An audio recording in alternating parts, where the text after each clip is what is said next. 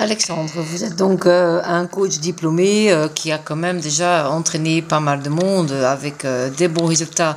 Ça, on n'en doute plus du tout, hein.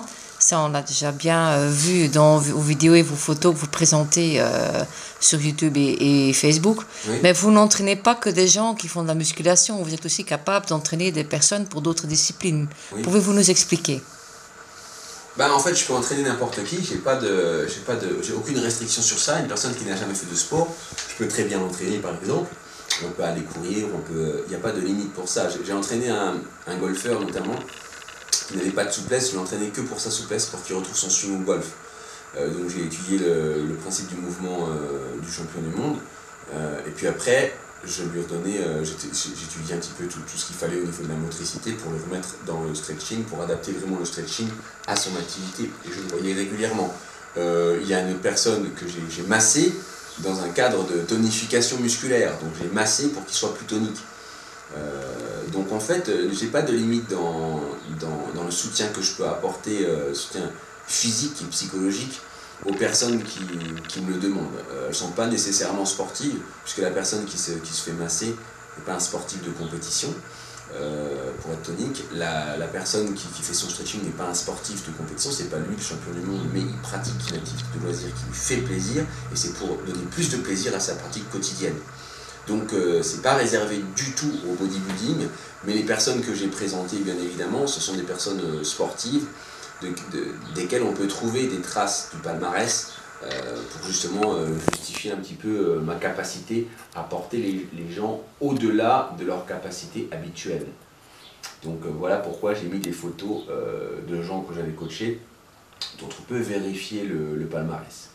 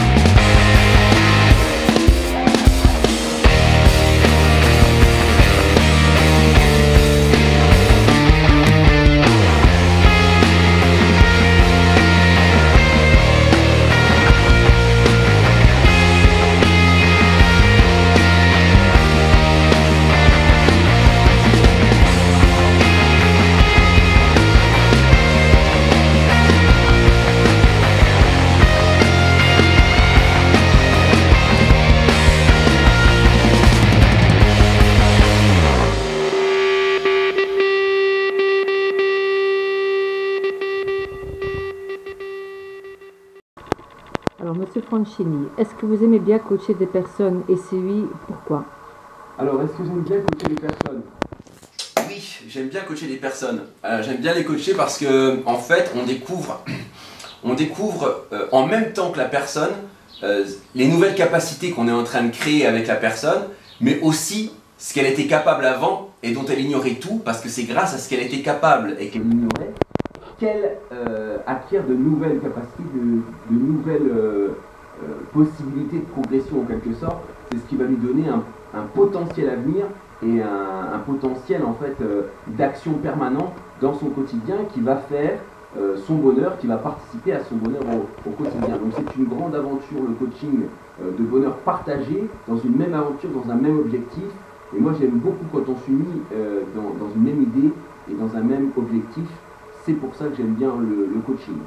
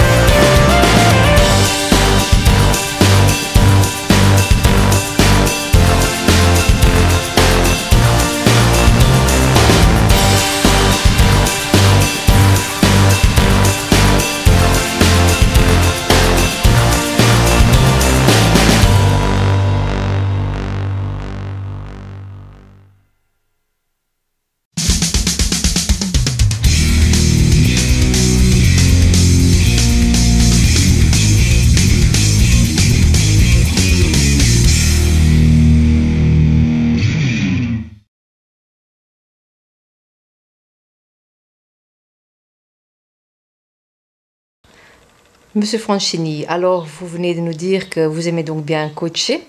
Oui. Que préférez-vous? Coacher un homme ou une femme? Et pourquoi? Je préfère coacher un vrai. Ça veut dire qu'un homme qui vient et qui me dit qu'il est hétéro alors qu'il est homo, et ben tout de suite il va me déplaire. Donc je préfère coacher du vrai, du sincère et du spontané. J'ai horreur de perdre mon temps avec les hypocrites et les menteurs. Tous sexes confondus.